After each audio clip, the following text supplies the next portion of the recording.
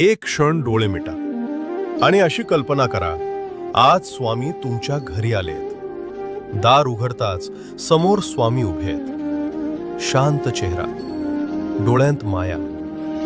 ते आत येतात. कसलाही प्रश्न न विचारता तुमच्या बाजूला बसतात आणि हळूच म्हणतात, तू खूप काही सहन केलेस आणि तरीही तू उभा आहेस.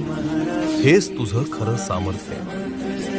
जे तुटलं ते तुला कमकुवत नाही तर शहाणं बनवतं. जे झालं नाही त्यासाठी स्वतःला दोष देऊ नकोस, कारण योग्य वेळ नेहमी योग्य उत्तर घेऊन येते. स्वामी तुमच्याकडे शांत नजरेनं पाहतात आणि पुढे म्हणतात, आयुष्य तुला तोडायला आलं नाही, ते तुला घडवायला आलंय. त्या एका क्षणात मन हलकं होतं, श्वास शांत होतो आणि आत कुठेतरी नवी उमेद जागी होते.